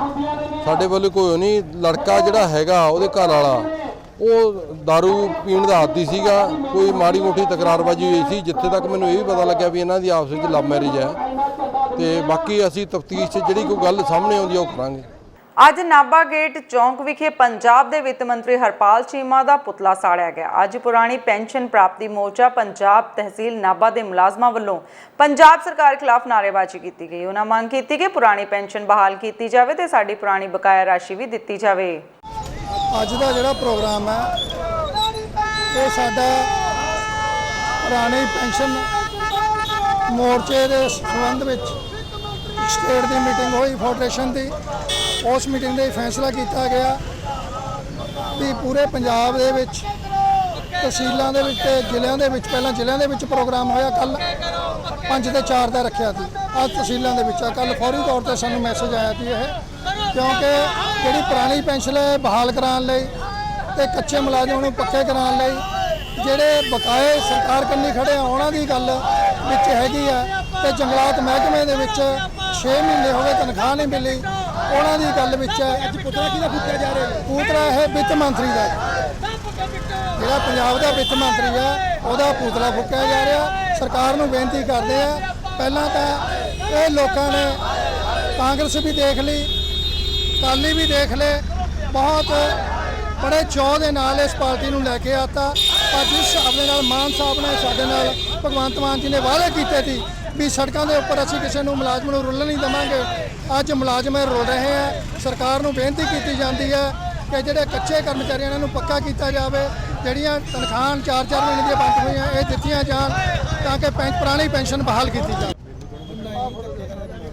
ਇਹ ਸਾਡਾ ਜਿਹੜਾ ਮਾਮਲਾ ਜੀ, ਇਹ 2000 ਪੈਨਸ਼ਨ 2004 ਦੀ ਜਿਹੜੀ ਪੈਨਸ਼ਨ ਬੰਦ ਕੀਤੀ ਹੋਈ ਹੈ, ਉਹ ਪੈਨਸ਼ਨ ਦਾ ਮਾਮਲਾ, ਪੈਨਸ਼ਨ ਬਹਾਲੀ ਦਾ ਮਾਮਲਾ ਤੇ ਕਮਿਸ਼ਨ ਦੀਆਂ ਜਿਹੜੀਆਂ ਤਰੁੱਟੀਆਂ ਨੇ, ਜੋ ਸਰਕਾਰ ਨੇ ਸਾਨੂੰ ਕਿਹਾ ਸੀਗਾ ਵੀ ਸਾਡੀ ਸਰਕਾਰ ਬਣ ਜਾਂਦੋ, ਸਾਨੂੰ 2 ਮਹੀਨੇ ਦਾ ਸਮਾਂ ਦੇ ਦਿਓ, ਅਸੀਂ ਤੁਹਾਡੀਆਂ ਜੋ ਮੁਲਾਜ਼ਮ ਕਹਿੰਦੇ ਨੇ ਪੈਨਸ਼ਨ ਸਕੀਮ ਆ ਜਿਹੜੀ ਉਹ ਉਸੇ ਤਰ੍ਹਾਂ ਹੀ ਲਾਗੂ ਕਰਾਂਗੇ। ਪਰ ਉਹ 4 ਮਹੀਨੇ ਲੰਘਣ ਦੇ ਬਾਵਜੂਦ ਵੀ ਪੈਨਸ਼ਨ ਦੀ ਜਿਹੜੀਆਂ ਤਰੁੱਟੀਆਂ ਨੇ ਜਿਉਂਦੀਆਂ ਤਿਉਂ ਨੇ, ਕੋਈ ਗੱਲ ਨਹੀਂ, ਕੋਈ ਬਾਤ ਨਹੀਂ। ਇਸ ਕਰਕੇ ਜਿਹੜਾ ਅੱਜ ਦਾ ਇਹ ਐਕਸ਼ਨ ਪ੍ਰੋਗਰਾਮ ਆ ਸਾਨੂੰ ਸਟੇਟ ਵੱਲੋਂ ਆਇਆ, ਤਾਂ ਇਹ ਪ੍ਰੋਗਰਾਮ ਅਸੀਂ ਕਰ ਰਹੇ ਹਾਂ। ਸ਼੍ਰੋਮਣੀ ਅਕਾਲੀ ਦਲ ਅੰਮ੍ਰਿਤਸਰ ਦੇ ਪ੍ਰਧਾਨ ਸਿਮਰਨਜੀਤ ਸਿੰਘ ਮਾਨ ਦੇ ਸੰਗਰੂਰ ਤੋਂ ਲੋਕ ਸਭਾ ਮੈਂਬਰ ਬਣਨ ਤੇ ਫਤਿਹਗੜ੍ਹ ਸਾਹਿਬ ਵਿਖੇ ਅਖੰਡ ਪਾਠ ਸਾਹਿਬ ਦੇ ਭੋਗ ਪਾਏ ਗਏ। ਉਪਰੰਤ ਇੱਕ ਇਕੱਤਰਤਾ ਵੀ ਕੀਤੀ ਗਈ, ਜਿਸ ਵਿੱਚ ਸੰਗਠਨ ਨੂੰ ਹੋਰ ਮਜ਼ਬੂਤ ਕਰਨ ਦੇ ਲਈ ਪ੍ਰਣ ਵੀ ਕੀਤਾ ਗਿਆ। ਇਸ ਮੌਕੇ ਸ਼੍ਰੋਮਣੀ ਅਕਾਲੀ ਦਲ ਅੰਮ੍ਰਿਤਸਰ ਦੇ ਯੂਥ ਸਰਪ੍ਰਸਤ ਇਮਾਨ ਸਿੰਘ ਮਾਨ ਨੇ ਪੱਤਰਕਾਰਾਂ ਨਾਲ ਗੱਲਬਾਤ ਕਰਦਿਆਂ ਕਿਹਾ ਹੈ ਕਿ ਉਕਤ ਕਾਰਜ ਸਿਮਰਨਜੀਤ ਸਿੰਘ ਮਾਨ ਤੇ ਜਿੱਤ ਪ੍ਰਾਪਤ ਦੀ ਖੁਸ਼ੀ ਵਿੱਚ ਰੱਖਿਆ ਗਿਆ ਹੈ। ਜ਼ਿਲ੍ਹਾ ਫਤਿਹਗੜ੍ਹ ਸਾਹਿਬ ਦੀ ਜਥੇਬੰਦੀ ਨੇ ਸਰ ਸਿਮਰਨਜੀਤ ਸਿੰਘ ਮਾਨ ਦੀ ਸੰਗਰੂਰ MP ਦੀ ਜਿੱਤ ਵਜੋਂ ਉਰੇ ਇਕੱਠ ਰੱਖਿਆ ਸੀਗਾ, ਜਿੱਥੇ ਗੁਰੂ ਸਾਹਿਬ ਦਾ ਧੰਨਵਾਦ ਅਸੀਂ ਕੀਤਾ ਹੈਗਾ ਤੇ ਜਿਹੜੇ ਜਥੇਦਾਰਾਂ ਨੇ ਉੱਥੇ ਵੀ ਡਿਊਟੀ ਨਿਭਾਈ ਆ ਉਹਨਾਂ ਦਾ ਵੀ ਅਸੀਂ ਧੰਨਵਾਦ ਕੀਤਾ ਹੈਗਾ। ਸੋ ਇਹ ਖੁਸ਼ੀ ਦਾ ਪਾਰਟ ਸੀਗਾ। ਇਹਦੇ ਨਾਲ ਸਾਡੀਆਂ ਜ਼ਿੰਮੇਵਾਰੀਆਂ ਵੱਧਦੀਆਂ ਤੇ ਅਸੀਂ ਆਪ ਦਾ ਜਥੇਬੰਦਕ ਢਾਂਚਾ ਐਨ ਵਧੀਆ ਤਰੀਕੇ ਨਾਲ ਹੋਰ ਵਧਾਉਣ ਦਾ ਪ੍ਰਣ ਵੀ ਕੀਤਾ ਹੈਗਾ ਤੇ ਇਹਦੇ ਉੱਤੇ ਕੰਮ ਕਰਨ ਨੂੰ ਵੀ ਅਸੀਂ ਗੁਰੂ ਸਾਹਿਬ ਦਾ ਆਸਰਾ ਮੰਗਿਆ। ਤੇ 15 ਤਰੀਕ ਦਾ ਜਿਹੜਾ ਸਮਾਗਮ ਬਾਰੇ ਦੱਸਿਆ ਸੀ, ਜਿਹੜਾ 15 ਸਤੰਬਰ ਨੂੰ ਹੈ ਇੰਟਰਨੈਸ਼ਨਲ ਡੇ ਆਫ ਡੈਮੋਕ੍ਰੇਸੀ ਹੈ। ਸਾਡੀ SGPC ਦੀਆਂ ਚੋਣਾਂ ਹੁਣ 12 ਸਾਲ ਨਹੀਂ ਹੋਈਆਂ। ਸਾਡਾ ਘਰ ਜਦ ਕਿ ਸਾਡੇ ਚੋਣ ਇਸ ਦੇਸ਼ ਦੇ ਬਣਨ ਤੋਂ ਪਹਿਲਾਂ ਸ਼ੁਰੂ ਹੋ ਚੁੱਕੇ ਸੀ। ਅੱਜ ਆਜ਼ਾਦੀ ਤੋਂ ਬਾਅਦ ਸਿਰਫ 8 ਵਾਰੀ ਚੋਣ ਹੋਈ ਹੈ, ਜਦ ਕਿ ਭਾਰਤ ਦੇ ਪਾਰਲੀਮੈਂਟ ਸਰ ਸਿਮਰਨਜੀਤ ਸਿੰਘ ਮਾਨ ਨੂੰ 17ਵੀਂ ਪਾਰਲੀਮੈਂਟ 'ਚ ਅਸੀਂ ਭੇਜ ਰਹੇ ਹਾਂ। ਇਹ ਜਿਹੜੀ ਬੇਇਨਸਾਫੀ ਸਾਡੇ ਗੁਰੂ ਘਰ ਨਾਲ ਹੋ ਰਹੀ ਹੈ, ਸੰਗਤ ਨੂੰ ਗੁਰੂ ਤੋਂ ਵਾਂਝਾ ਰੱਖਿਆ ਜਾ ਰਿਹਾ ਹੈ, ਇਹਦੇ ਬਾਰੇ ਅਸੀਂ 15 ਸਤੰਬਰ ਨੂੰ ਹਰਮੰਦਰ ਸਾਹਿਬ ਦੇ ਸਾਹਮਣੇ ਗਲਿਆਰੇ ਦੇ ਵਿੱਚ ਇਕੱਠ ਬੁਲਾਇਆ ਹੈਗਾ ਤਾਂ ਕਿ ਭਾਰਤ ਮਜਬੂਰ ਹੋਏ ਸਾਡੀ ਜਮਹੂਰੀਅਤ ਨੂੰ ਬਹਾਲ ਕਰਨ ਵਾਸਤੇ। ਲੋਕਾਂ ਦੀ ਮੰਗ ਅਸੀਂ ਉੱਥੇ ਰੱਖਣੀ ਹੈ ਤੇ ਆਪਣੇ ਗੁਰੂ ਘਰਾਂ ਨੂੰ ਇਹ ਮਸੰਦਾਂ ਤੋਂ ਆਜ਼ਾਦ ਕਰਨ ਵਾਸਤੇ ਉੱਥੇ ਇਕੱਠ ਰੱਖਿਆ ਹੈ। ਜ਼ਿਲ੍ਹਾ ਤਰਨਤਾਰਨ ਦੇ ਅਧੀਨ ਆਉਂਦੇ ਪਿੰਡ ਜਵੰਦਾ ਕਲਾਂ ਦੇ 2 ਨੌਜਵਾਨ ਗੁਰਸੇਵਕ ਸਿੰਘ ਅਤੇ ਗੁਰਪ੍ਰੀਤ ਸਿੰਘ ਪੁੱਤਰ ਕੁਲਵਿੰਦਰ ਸਿੰਘ, ਜੋ ਕਿ ਕਰੀਬ ਪਰਿਵਾਰ ਦੇ ਨਾਲ ਸੰਬੰਧਿਤ ਹਨ, ਜੋ ਆਪਣੇ ਰਿਸ਼ਤੇਦਾਰ ਕੋਲ ਗਏ ਤੇ ਉੱਥੇ ਜਾ ਕੇ ਦੋਵਾਂ ਭਰਾਵਾਂ ਤੇ ਰਿਸ਼ਤੇਦਾਰੀ ਵਿੱਚ ਭੂਆ ਦੇ ਪੁੱਤਰ ਤਿੰਨਾਂ ਨੇ ਪਿੰਡ ਬਾਹਮਣੀ ਵਾਲਾ ਤੇ ਕੋਈ ਜ਼ਹਿਰੀਲੀ ਵਸਤੂ ਖਾ ਲਈ ਅਤੇ ਰਾਤ ਨੂੰ ਤਿੰਨਾਂ ਨੌਜਵਾਨਾਂ ਦੀ ਸਿਹਤ ਵਿਗੜ ਗਈ, ਜਿਸ ਵਿੱਚ ਨੌਜਵਾਨ ਗੁਰਸੇਵਕ ਸਿੰਘ ਦੀ ਹਸਪਤਾਲ ਜਾ ਕੇ ਮੌਤ ਹੋ ਗਈ ਅਤੇ ਗੁਰਪ੍ਰੀਤ ਸਿੰਘ ਅਤੇ ਰਿਸ਼ਤੇਦਾਰੀ ਵਿੱਚ ਭੂਆ ਦੇ ਪੁੱਤਰ ਦੀ ਹਾਲਤ ਵੀ ਗੰਭੀਰ ਬਣੀ ਹੋਈ ਹੈ। ਮੇਰਾ ਨਾਮ ਜੀ ਸੁਖਦੇਵ ਸਿੰਘ ਜਵੰਦਾ। ਇਹ ਅਸੀਂ ਅੱਜ ਪਿੰਡ ਜਵੰਦਾ ਕਲਾਂ ਜ਼ਿਲ੍ਹਾ ਤਰਨਤਾਰਨ ਦੇ ਸ਼ਮਸ਼ਾਨ 'ਚ ਖੜੇ ਆ। ਨਾਲ ਮੇਰੇ ਮੌਜੂਦਾ ਸਰਪੰਚ ਦਲਜਿੰਦਰ ਸਿੰਘ ਜੀ, ਮੈਂਬਰ ਸਾਹਿਬ ਸ਼ਪਾਲ ਸਿੰਘ ਜੀ ਦੇ ਹੋਰ ਨਗਰ ਦੇ ਜਿਹੜੇ ਮੋਹਤਵਾਰ ਸੱਜਣ ਖੜੇ। ਅੱਜ ਅਸੀਂ ਬਹੁਤ ਦੁੱਖ ਦੀ ਘੜੀ ਦੇ ਵਿੱਚ ਇੱਥੇ ਖੜੇ ਆ। ਸਾਡਾ ਵੀਰ ਇੱਕ ਕਿਰਤੀ ਪਰਿਵਾਰ ਦੇ ਵਿੱਚੋਂ ਅੱਜ ਉਹਦੀ ਮੌਤ ਹੋਈ ਆ। ਉਹਨਾਂ ਕੋਈ ਰਿਸ਼ਤੇਦਾਰੀ ਦੇ ਵਿੱਚ ਗਏ ਸੀ, ਉੱਥੇ ਕੋਈ ਜ਼ਹਿਰੀਲੀ ਚੀਜ਼ ਖਾਣ ਦੇ ਨਾਲ 2 ਸਕੇ ਭਰਾ ਸੀ ਤੇ ਇੱਕ ਨਾਲ ਭੂਆ ਦਾ ਲੜਕਾ ਸੀ ਤੇ ਜਿਹੜਾ ਇਹ ਨੌਜਵਾਨ ਆ ਜਿਹਦੀ 4-5 ਘੰਟੇ ਬਾਅਦ ਹੀ ਮੌਤ ਹੋ ਗਈ ਕੁਝ ਖਾਣ ਤੋਂ ਬਾਅਦ। ਇੱਕ ਐਮਰਜੈਂਸੀ ਦੇ ਵਿੱਚ ਇਸ ਵੇਲੇ ਹਸਪੀਟਲ ਦੇ ਵਿੱਚ ਆ, ਉਹ ਵੀ ਬਹੁਤ ਜਿਹੜਾ ਜ਼ਿੰਦਗੀ ਮੌਤ ਦੀ ਲੜਾਈ ਲੜ ਰਿਹਾ ਤੇ ਪਰਿਵਾਰ ਦੀ ਜਿਹੜੀ ਆਰਥਿਕ ਹਾਲਤ ਬਹੁਤ ਜ਼ਿਆਦਾ ਮਾੜੀ ਆ, ਕਿਰਤੀ ਪਰਿਵਾਰ ਆ। ਅਸੀਂ ਸਰਕਾਰ ਨੂੰ, ਪ੍ਰਸ਼ਾਸਨ ਨੂੰ ਤੇ ਸਮਾਜ ਸੇਵੀ ਜਥੇਬੰਦੀਆਂ ਨੂੰ ਇਹ ਅਸੀਂ ਇੱਥੋਂ ਗੁਹਾਰ ਲਾਉਂਦੇ ਆ, ਬੇਨਤੀ ਕਰਦੇ ਆ ਕਿ ਇੱਕ ਤੇ ਇਸ ਦੀ ਜਿਹੜੀ ਜਾਂਚ ਕਰਕੇ ਪਤਾ ਲੱਗੇ ਕਿ ਕਿਹੜੀ ਜ਼ਹਿਰੀਲੀ ਚੀਜ਼ ਜਿਹੜੀ ਹੈ ਇੱਦਾਂ ਦੀ ਮੈਡੀਕਲ ਰਿਪੋਰਟ ਜਿਹੜੀ ਘੋਖ ਕੀਤੀ ਜਾਵੇ। ਇੱਕ ਇਸ ਪਰਿਵਾਰ ਦੀ ਜਿਹੜੀ ਆ ਸਮਾਜ ਸੇਵੀ ਜਥੇਬੰਦੀਆਂ ਵੱਲੋਂ ਤੇ ਜੋ ਜ਼ਿਲ੍ਹਾ ਪ੍ਰਸ਼ਾਸਨ ਵੱਲੋਂ ਮਦਦ ਕੀਤੀ ਜਾ ਸਕਦੀ ਆ। ਇਸ ਵੇਲੇ ਜਿਹੜਾ ਦੂਜਾ ਲੜਕਾ, 2 ਲੜਕੇ ਆ ਹਸਪੀਟਲ ਦੇ ਵਿੱਚ, ਉਹ ਜ਼ਿੰਦਗੀ ਮੌਤ ਦੀ ਲੜਾਈ ਲੜ ਰਹੇ ਆ। ਉਹਨਾਂ ਦੀ ਜਿਹੜੀ ਮਦਦ ਕਰਨੀ ਚਾਹੀਦੀ ਆ ਵੱਧ ਤੋਂ ਵੱਧ। ਚੌਂਕੀ ਡੇਰਾ ਸਾਹਿਬ ਦੀ ਪੁਲਿਸ ਨੇ ਅੱਡਾ ਜਾਮਾ ਰਾਏ ਤੇ ਇੱਕ ਮੋਟਰਸਾਈਕਲ ਸਵਾਰ 2 ਵਿਅਕਤੀਆਂ ਪਾਸੋਂ ਇੱਕ ਰਿਵਾਲਵਰ, ਦੇਸੀ ਪਿਸਟਲ, ਦੇਸੀ ਕੱਟਾ ਤੇ ਰੋਂਦਾ ਸਮੇਤ ਕਾਬੂ ਕੀਤਾ ਹੈ। ਪੁਲਿਸ ਮੁਤਾਬਿਕ ਇਹਨਾਂ ਨੌਜਵਾਨਾਂ ਨੂੰ ਕਾਬੂ ਕਰਕੇ ਇੱਕ ਰਿਵਾਲਵਰ 32 ਬੋਰ, 7 ਰੌਂਦ ਜਿੰਦਾ 32 ਬੋਰ, ਦੇਸੀ ਪਿਸਟਲ ਸਮੇਤ 2 ਰੌਂਦ ਜਿੰਦਾ KP 7.65 ਅਤੇ ਇੱਕ ਦੇਸੀ ਕੱਟਾ 315 ਬੋਰ ਸਮੇਤ ਇੱਕ ਰੌਂਦ ਜਿੰਦਾ 315 ਬੋਰ ਬਰਾਮਦ ਕੀਤੇ ਗਏ ਹਨ। हाँ सर, की बरामदगी हुई है और किस तरह की बरामदगी हुई है? कितना कोई इन्हों के खिलाफ पहला कोई मामला दर्ज हो गया, इस तरह कोई सामने आया केस?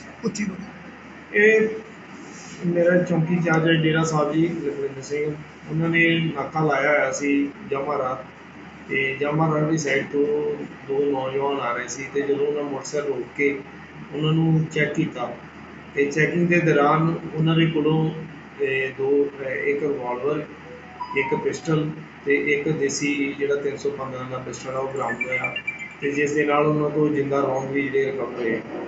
ਤੇ ਇਸ ਤੋਂ ਇਲਾਵਾ ਇਹ ਦੋਨੋਂ ਜਿਹੜੇ ਆ, ਇੱਕ ਹੈਗਾ ਸ਼ਮਸ਼ੇਰ ਸਿੰਘ ਤੇ ਦੂਸਰਾ ਦੁਰਗਾ ਸਿੰਘ, ਇਹ ਦੋਨੋਂ ਅੰਮ੍ਰਿਤਸਰ ਕੋਟ ਮੇਜ ਸਿੰਘ ਦੇ ਰਹਿਣ ਵਾਲੇ ਆ। ਤੇ ਇਸ ਤੋਂ ਇਲਾਵਾ ਇਹਨਾਂ ਨੂੰ ਪੁੱਛਗਿੱਛ ਕੀਤੀ ਹੈ, ਜਿਹਦੇ ਵਿੱਚ ਇਹਨਾਂ ਮੰਨਿਆ ਕਿ ਅਸੀਂ ਜਿਹੜੀ ਆ ਲੋਕਾਂ ਦੇ ਘਰਾਂ ਦੇ ਵਿੱਚ ਚੋਰੀਆਂ ਕਰਦੇ ਸੀ ਤੇ ਅੱਜ ਇਹਨਾਂ ਦਾ ਪੁਲਿਸ ਰਿਮਾਂਡ ਲਿਆ ਗਿਆ ਹੈ। ਤੇ ਇਸ ਤੋਂ ਇਲਾਵਾ ਹੋਰ ਵੀ ਜੋ ਰਿਕਵਰੀ ਹੋਊਗੀ ਤੇ ਉਹਦੇ ਰਿਗਾਰਡਿੰਗ ਜਿਹੜੀ ਹੈ ਇਨਵੈਸਟੀਗੇਸ਼ਨ ਜਿਹੜੀ ਹੈ ਕੀਤੀ ਜਾ ਰਹੀ ਹੈ। ਮਾਮਲਾ ਜਲੰਧਰ ਦੇ ਸਪਾਈਨ ਆਰਥੋਕੇਅਰ ਹਸਪਤਾਲ ਦਾ ਹੈ, ਜਿੱਥੇ ਕਿ ਕੁਝ ਕੁ ਦਿਨ ਪਹਿਲਾਂ ਇੱਕ ਮਹਿਲਾ ਦੇ ਵੱਲੋਂ ਆਪਣੇ ਚੂਲੇ ਦੇ ਵਿੱਚ ਆ ਰਹੀਆਂ ਸਮੱਸਿਆਵਾਂ ਨੂੰ ਲੈ ਕੇ ਹਸਪਤਾਲ ਦੇ ਵਿੱਚ ਆਏ, ਜਿੱਥੇ ਕਿ ਪੀੜਿਤ ਮਹਿਲਾ ਦਾ ਕਹਿਣਾ ਹੈ ਕਿ ਇੱਥੇ ਪਹਿਲਾਂ ਵੀ ਉਹਨਾਂ ਦਾ ਇਲਾਜ ਚੱਲਦਾ ਸੀ, ਲੇਕਿਨ ਹੁਣ ਇੱਕ ਨਵੇਂ ਡਾਕਟਰ ਦੇ ਵੱਲੋਂ ਉਹਨਾਂ ਦੇ ਇੱਕ ਇੰਜੈਕਸ਼ਨ ਲਗਾਇਆ ਗਿਆ, ਜਿਸ ਤੋਂ ਬਾਅਦ ਕੁਝ ਦਿਨਾਂ ਵਿੱਚ ਇਹਨਾਂ ਦੀਆਂ ਲੱਤਾਂ ਚੱਲਣੀਆਂ ਬੰਦ ਹੋ ਗਈਆਂ, ਜਿਸ ਤੋਂ ਬਾਅਦ ਕਿ ਇਹਨਾਂ ਦਾ ਕਹਿਣਾ ਹੈ ਕਿ ਹੁਣ ਇਹ ਹਸਪਤਾਲ ਦੇ ਵਿੱਚ ਆਏ ਹਨ, ਜਿਸ ਤੇ ਇਹਨਾਂ ਦਾ ਕਹਿਣਾ ਹੈ ਕਿ ਡਾਕਟਰ ਵੱਲੋਂ ਗਲਤ ਇੰਜੈਕਸ਼ਨ ਲਗਾਇਆ ਗਿਆ ਹੈ, ਜਿਸ ਕਾਰਨ ਇਹਨਾਂ ਦੀਆਂ ਲੱਤਾਂ ਵੀ ਚੱਲਣੀਆਂ ਬਿਲਕੁਲ ਹੀ ਬੰਦ ਹੋ ਗਈਆਂ। ਜੋ ਮਰਜ਼ੀ ਕਹਿ ਸਕਦੇ। ਇੱਕ ਮਿੰਟ ਇਹਨੇ ਹੁਣੇ ਸਕੈਨ ਕਰਾ ਕੇ ਇਹਨਾਂ ਕਿਹਾ ਬੀਪੀ ਠੀਕ ਹੈ, ਮੈਂ ਮੰਨਣੀ ਮੇਰਾ ਬੀਪੀ ਵਧਿਆ, ਕਿਉਂਕਿ ਟੈਨਸ਼ਨ ਨਾਲ ਮੇਰਾ ਬੀਪੀ ਨਹੀਂ ਵਧਣਾ। ਮੇਰੇ ਘਰ 'ਚ ਵੀ ਟੈਨਸ਼ਨ ਇੰਨੀ, ਮੈਨੂੰ ਬਹੁਤ ਆਪਣੀ ਤਕਲੀਫ ਹੈ ਸਰੀਰ ਦੀ। ਤੁਸੀਂ ਆਪ ਸਿਆਣੇ ਬੈਠੋ, ਟੈਨਸ਼ਨ ਨਹੀਂ, ਮੇਰਾ ਬੀਪੀ ਵਧਦਾ ਨਹੀਂ। ਮੈਂ ਗੋਲੀ ਖਾਦੀ, ਮੈਨੂੰ ਪਤਾ ਮੈਂ ਸਵੇਰ ਦੀ 5 ਵਜੇ ਦੀ ਉੱਠੀ, ਠੀਕ ਹੈ ਨਾ, ਉੱਠ ਕੇ ਮੈਂ ਇੱਧਰ ਆ ਗਈ ਹਾਂ, ਮੈਨੂੰ ਟੈਨਸ਼ਨ ਨਹੀਂ ਹੋਣੀ, ਉਹਦਾ ਨਾਲ ਬੀਪੀ ਨਹੀਂ ਵਧਣਾ। ਫਿਰ ਕਹਿੰਦੇ ਤੁਹਾਡੇ ਦਿਮਾਗ, ਇਹਨਾਂ ਦੇ ਦਿਮਾਗ ਦੀ ਨਾੜੀ ਫਟੀ ਹੈ ਤੇ ਇਹਨਾਂ ਦੀ ਮਾਣ ਵਾਲਿਆਂ ਨੇ ਸਕੈਨ ਕਰਾ ਲਿਆ ਸਿਰ ਦੀ। ਆ ਮੈਂ ਲਿਆਈ ਹੁਣ 3000, ਤੁਹਾਨੂੰ ਇਹ ਗੱਲ ਕਹਿਣਾ ਕਿ ਸਕੈਨਿੰਗ ਠੀਕ ਆਈ ਹੈ ਵੀ 3000 ਦੇਣਾ ਹੈ, ਤੇ ਕਹਿੰਦਾ ਮੈਂ 6000 ਦੇਣਾ ਵਾ। ਜੇ ਮੇਰੇ 'ਚ ਜ਼ਰੂਰਤ ਹੋਏਗੀ ਨਾ, ਜੇ ਗੱਲ ਇੱਧਰ ਨੂੰ ਆ ਗਈ, ਠੀਕ ਹੈ ਨਾ, ਤੇ ਫਿਰ ਮੈਂ ਹਰ ਕੰਮ ਕਰ ਸਕਦੀ ਹਾਂ, ਬਟ ਮੈਂ ਉਹ ਕੰਮ, ਉਹ ਕੰਜਰ ਵਾਲੇ ਕੰਮ ਨਹੀਂ ਕਰਨਾ ਚਾਹੁੰਦੀ। ਮੈਂ ਆਪਣੇ ਬੋਡੀ ਦਾ ਇਲਾਜ ਕਰਾਉਣਾ, ਮੇਰਾ ਸਰੀਰ ਤੋੜੋ ਜਿੱਦਾਂ ਮੇਰਾ ਰੁਕਿਆ। ਮੈਨੂੰ ਚੈਲੰਜ ਨਾ ਕਰਿਓ, ਕਿਉਂਕਿ ਇੱਕ ਦੁਖੀ ਇਨਸਾਨ ਨੂੰ ਚੈਲੰਜ ਕਰੋਗੇ ਤੇ ਫਿਰ ਔਖਾ ਹੀ ਹੁੰਦਾ ਕੰਮ। ਐਦਾਂ ਹੀ ਹਾਂਜੀ ਹਾਂ, ਜਿਹੜਾ ਇੰਜੈਕਸ਼ਨ ਲਗਾ ਉਹਦੇ ਗਲਤੀ ਗੱਲ ਲਾਇਆ ਇਸ ਚੀਜ਼ ਦਾ ਪਹਿਲੀ ਗੱਲ ਤਾਂ ਹੈ ਕਿ ਕੋਈ ਵੀ ਕਿਸੇ ਤੇ ਵੀ ਲਗਾ ਸਕਦਾ ਕਿਸੇ ਤਰ੍ਹਾਂ ਦਾ। ਨਹੀਂ ਉਹਨਾਂ ਦਾ ਕਹਿਣਾ ਹੈ ਕਿ ਮੈਂ ਇੱਥੇ 15 ਦਿਨ ਇੱਕ ਟੀਕਾ ਲਵਾਉਣ ਆਇਆ ਸੀ, ਮੈਨੂੰ ਰੀੜ੍ਹ ਦੀ ਹੱਡੀ ਦੇ ਵਿੱਚ ਉਹਨੇ ਤੁਸੀਂ ਗਲਤ ਟੀਕਾ ਲਗਾ ਦਿੱਤਾ ਗਿਆ ਹੈ। ਉਹਨਾਂ ਨੇ MRI ਵੀ ਕਰਾਈ ਆ, ਉਹਦੇ ਵਿੱਚ ਰਿਪੋਰਟ ਜਿਹੜੀ ਹੈ ਨਾਰਮਲ ਆਈ ਹੈ। ਮਰੀਜ਼ ਦਾ ਜਿਹੜਾ ਬਲੱਡ ਪ੍ਰੈਸ਼ਰ ਹੈ ਵਧਿਆ ਹੋਇਆ ਬਹੁਤ ਜ਼ਿਆਦਾ, 240 ਉੱਪਰਲਾ 140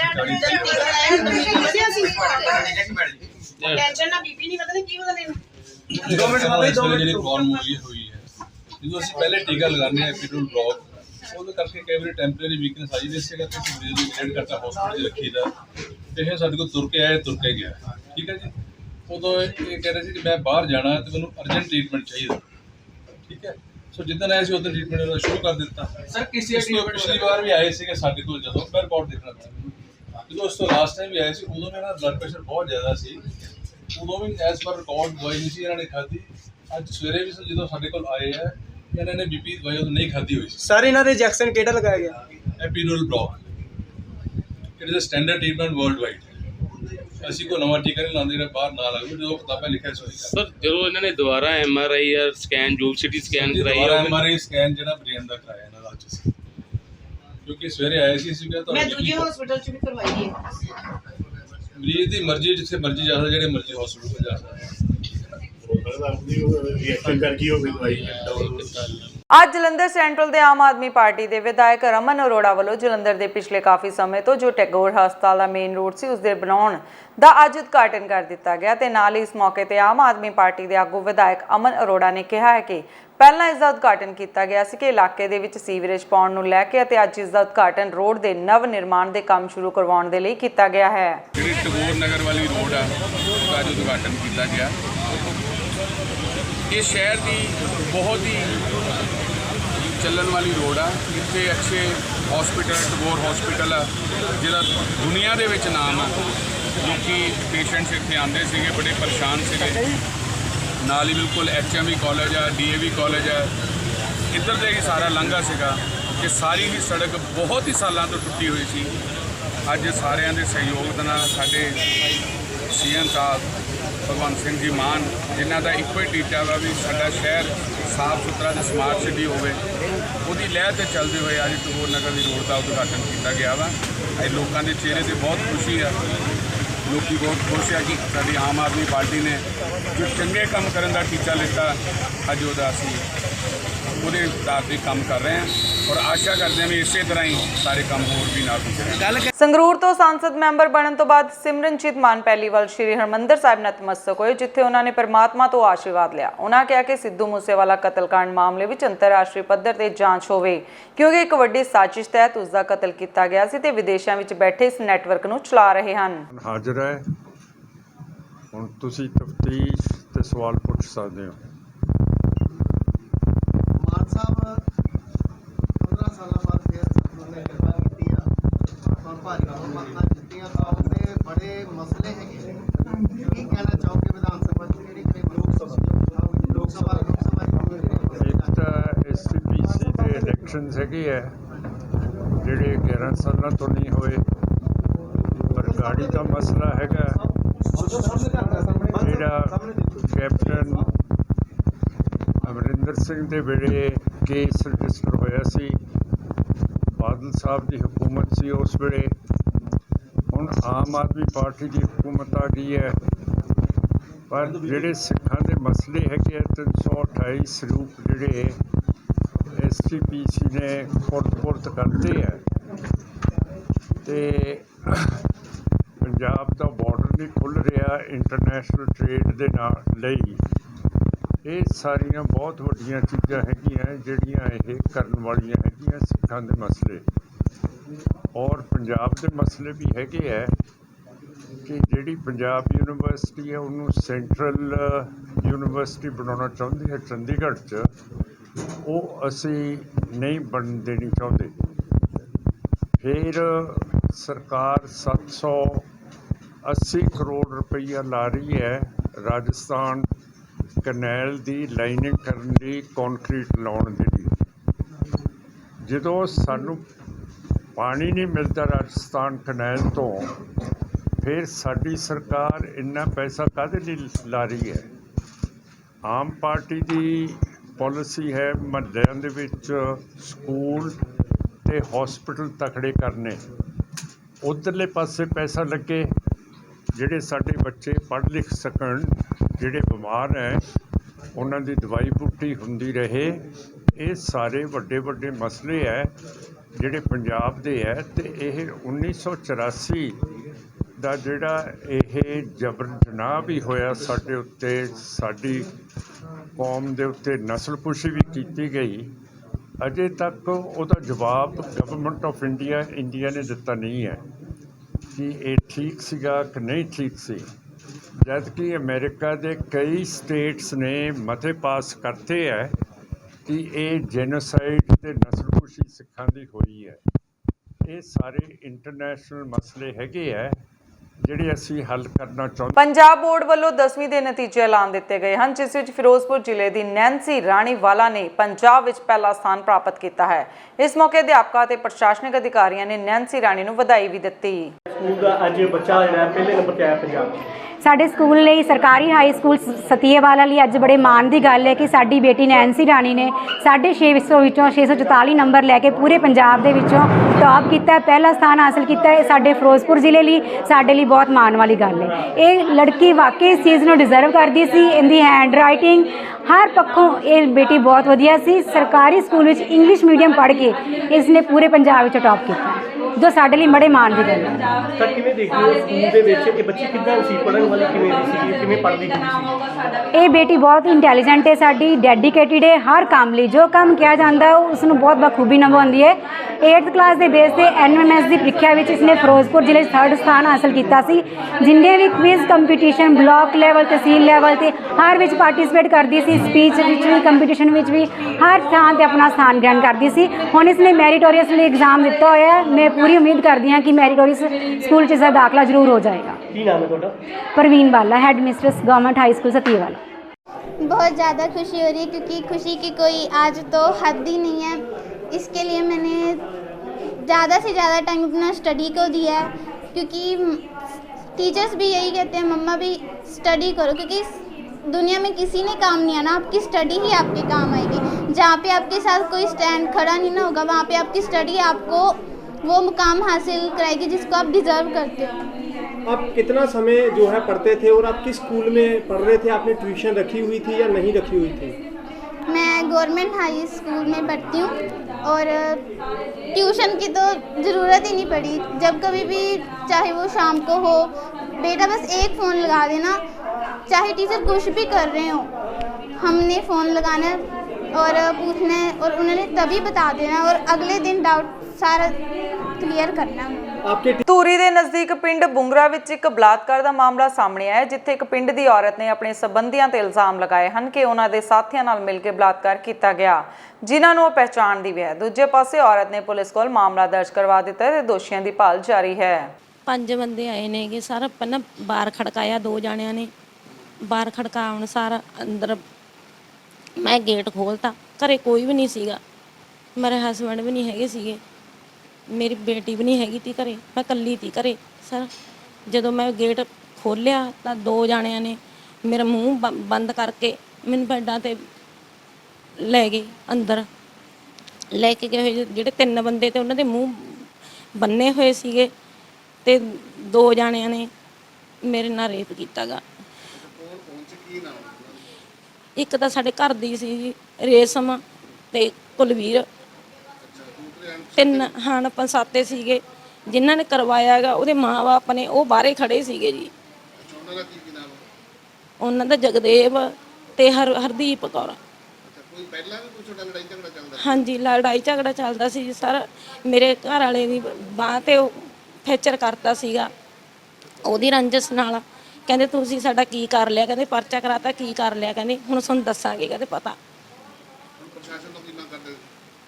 ਅਸੀਂ ਤਾਂ ਇਹੀ ਮੰਗ ਕਰਦੇ, ਸਾਨੂੰ ਇਨਸਾਫ ਮਿਲਣਾ ਚਾਹੀਦਾ। ਮੇਰੇ ਛੋਟੇ ਛੋਟੇ ਬੱਚੇ ਨੇ ਜੀ। ਜਗਜੀਤ ਸਿੰਘ ਹੈ ਜੀ। ਕਿਹੜਾ ਪਿੰਡ ਹੈ ਤੁਹਾਡਾ? ਪਿੰਡ ਬੋਗਰਾ ਜੀ। ਕੀ ਘਟਨਾ ਵਾਪਰੀ ਹੈ? ਤੁਹਾਡੇ ਘਰ ਦੇ ਨੇ? ਹਾਂਜੀ 2 ਸਾਡੇ ਘਰ ਦੇ ਨੇ ਜੀ, 3 ਬੰਦੇ ਬਾਹਰੋਂ ਨੇ ਜੀ। ਨਹੀਂ ਇਹ ਜਿਹੜੇ ਦਾਖਲ ਨੇ? ਹਾਂ ਇਹ ਮੇਰੇ ਵਾਈਫ ਨੇ ਜੀ, ਮੇਰੀ ਘਰ ਵਾਲੀ ਹੈ ਜੀ। ਅੱਛਾ ਕੀ ਗੱਲਬਾਤ ਹੋਈ ਹੈ? ਮੈਨੂੰ ਜੀ ਫੋਨ ਆਇਆ ਸੀਗਾ ਥਾਣੇ 'ਚੋਂ, ਸਾਡੀ ਪਹਿਲਾਂ ਲੜਾਈ ਚੱਲਦੀ ਸੀ ਉਹਨਾਂ ਨਾਲ। ਮੈਂ ਉਹਨਾਂ 'ਤੇ ਪਰਚਾ ਕਰਾਇਆ ਹੋਇਆ ਜੀ ਬੰਦਿਆਂ ਤੋਂ ਉਹਨਾਂ 'ਤੇ। ਤੇ ਮੇਰੇ ਕੋਲ ਫੋਨ ਆਇਆ, ਕਹਿੰਦੇ ਵੀ ਦਰਖਾਸਤ ਆਈ SI ਅਸ਼ੋਕ ਕੁਮਾਰ ਜੀ। ਤੇ ਮੈਂ ਉੱਥੇ ਚੱਲ ਗਿਆ, ਮੇਰਾ ਬੇਟਾ ਮੇਰੇ ਨਾਲ ਹੀ ਸੀਗਾ ਜੀ। ਤੇ ਉੱਥੇ ਜਦੋਂ ਗਿਆ ਉਹਨਾਂ ਨੂੰ ਮੈਂ ਸਾਰੀ ਜਾ ਕੇ ਗੱਲ ਦੱਸੀ ਵੀ ਸਾਡਾ ਪਰਚਾ ਹੋਇਆ ਹੈ, ਵੀ ਮੇਰੇ 'ਤੇ ਝੂਠਾ ਇਹ ਹੁਣ ਜਿਹੜੀਆਂ ਦਰਖਾਸਤਾਂ ਦਿੰਦੇ ਨੇ ਸਾਰੀਆਂ ਝੂਠੀਆਂ ਨੇਗੀਆਂ। ਉਹ ਕਹਿੰਦੇ ਠੀਕ ਆ ਉਹਨਾਂ ਨੂੰ ਬੁਲਾ ਲਾਂਗੇ। ਜਦੋਂ ਮੈਂ ਘਰੇ ਗਿਆ ਜੀ ਉੱਥੋਂ ਥਾਣੇ 'ਚੋਂ ਤੇ ਆਹ ਵਾਕਾ ਹੋ ਰਿਹਾ ਸੀਗਾ, ਮੈਨੂੰ ਦੇਖ ਕੇ ਉਹ ਬੰਦੇ ਭੱਜ ਗਏ ਜੀ। ਇੱਕ ਬੁਗਰਾ ਪਿੰਡ ਤੋਂ ਮੈਟਰ ਆਇਆ, ਲੇਡੀਜ਼ ਹਸਪੀਟਲ ਦਾਖਲ ਹੈ, ਉਹਦੇ ਬਾਰੇ ਅਸੀਂ ਇਨਵੈਸਟੀਗੇਟ ਕਰ ਰਹੇ ਹਾਂ। ਇਹ ਅੱਗੇ ਕਾਰਵਾਈ ਹੋਊਗੀ, ਔਨ ਮੈਰਿਟ ਅਮਲ 'ਚ ਲਿਆਂਦੀ ਜਾਊਗੀ। ਅੱਜ ਮੋਗਾ ਦੇ ਕੋਰਟ ਕੰਪਲੈਕਸ ਦੇ ਬਾਹਰ ਗੋਲੀਬਾਰੀ ਹੋਣ ਨਾਲ ਦਹਿਸ਼ਤ ਦਾ ਮਾਹੌਲ ਬਣ ਗਿਆ ਤੇ ਲੋਕਾਂ ਨੇ ਭੱਜ ਕੇ ਜਾਨ ਬਚਾਈ। ਡਿਊਟੀ ਤੇ ਤੈਨਾਤ SHO ਨੇ ਦੱਸਿਆ ਹੈ ਕਿ ਇਸ ਮਾਮਲੇ ਦੀ ਜਾਂਚ ਕੀਤੀ ਜਾ ਰਹੀ ਹੈ ਕਿ ਆਖਿਰਕਾਰ ਮਾਜਰਾ ਕੀ ਸੀ। ਨਕੋਦਰ ਦੇ ਤਹਿਸੀਲਦਾਰ ਹਰਮਿੰਦਰ ਸਿੰਘ ਨੇ ਜਾਣਕਾਰੀ ਦਿੰਦਿਆਂ ਦੱਸਿਆ ਕਿ ਨਕੋਦਰ ਦੇ ਪਿੰਡ ਬਜੂਆ ਕਲਾਂ ਵਿਖੇ ਪੰਚਾਇਤੀ ਜ਼ਮੀਨ ਨੂੰ ਛਡਾਉਣ ਲਈ ਪਹੁੰਚੇ ਸਨ ਕਿ ਇਹ ਜ਼ਮੀਨ 26 ਏਕੜ 3 ਕਨਾਲ 13 ਮਰਲੇ ਹੈ ਤੇ ਇਸ ਮੌਕੇ ਉਹਨਾਂ ਨੂੰ ਦੂਸਰੀ ਧਿਰ ਨੇ ਹਾਈ ਕੋਰਟ ਤੋਂ ਸਟੇ ਆਰਡਰ ਵੀ ਲਿਆ ਹੈ ਅਤੇ ਇਹਨਾਂ ਕਿਹਾ ਕਿ ਜਦੋਂ ਤੱਕ ਸਾਨੂੰ ਅਗਲੀ ਕਾਰਵਾਈ ਬਾਰੇ ਨਹੀਂ ਕਿਹਾ ਜਾਵੇਗਾ, ਹਾਈ ਕੋਰਟ ਦੇ ਵੱਲੋਂ ਉਦੋਂ ਤੱਕ ਇਸ ਕਬਜ਼ੇ ਨੂੰ ਨਹੀਂ ਰੋਕਿਆ ਜਾਵੇਗਾ। ਇਸ ਮੌਕੇ ਪੁਲਿਸ ਬਲ ਤਾਇਨਾਤ ਵੀ ਕੀਤਾ ਗਿਆ ਸੀ ਤਾਂ ਕਿ ਕੋਈ ਮਾਹੌਲ ਨੂੰ ਵਿਗਾੜਨ ਦੀ ਕੋਸ਼ਿਸ਼ ਨਾ ਕਰੇ। 1900 ਮੇਰਾ ਖਿਆਲ ਆ 80 ਜਾਂ 85 ਦੇ ਕਰੀਬ ਲਈ ਸੀ ਜ਼ਮੀਨ। ਪਿੰਡ ਦਾ ਸਕੂਲ ਬਣਾਇਆ ਸੀ, ਸਾਰੀ ਇੱਥੇ ਡਿਵੈਲਪਮੈਂਟ ਆਈ ਸੀਗੀ ਤੇ ਲੋਕੀ ਜਿਨ੍ਹਾਂ ਦੀ ਵਾਧੂ ਜ਼ਮੀਨ ਸੀ, ਕੁਛ ਇੱਦਾਂ ਦਾ ਸੀ, ਉਹ ਜ਼ਮੀਨ ਕਦੀ ਪਿੰਡ ਦੇ ਵਿੱਚ ਚੜੀ ਨਹੀਂ ਸੀਗੀ, ਕਦੀ ਪੰਚਾਇਤ ਕੋਲ ਰਹੀ ਸੀਗੀ। ਸਾਰਾ ਕੇਸ ਉਹ ਸਾਡੀ ਜ਼ਮੀਨ ਦਾ ਕਲੀਅਰ ਸੀ। ਅੱਜ ਤੋਂ 30 ਸਾਲ ਪਹਿਲਾਂ ਦੀ ਜ਼ਮੀਨ ਹੋਣੀ ਆ। ਫਿਰ ਤੇ ਕੇਸ ਹੋ ਗਿਆ, DDP ਉਹਨੇ ਸਾਡੇ ਖਿਲਾਫ ਕਰਤਾ, ਅਸੀਂ ਉੱਪਰ ਲੈ ਗਏ। ਉੱਪਰ ਜਾ ਕੇ ਉੱਪਰਲੀ ਅਦਾਲਤ ਵਿੱਚ JDC ਅਦਾਲਤ ਵਿੱਚ ਰਿਮਾਂਡ ਕਰਤਾ ਤੇ ਸਾਡੇ ਹੱਕ 'ਚ ਜਿਹੜਾ DDP ਉਹਦਾ ਸੀਗਾ ਕੇਸ ਜਜਮੈਂਟ ਸੀ ਉਹ ਕੈਂਸਲ ਕਰ ਦਿੱਤੀ।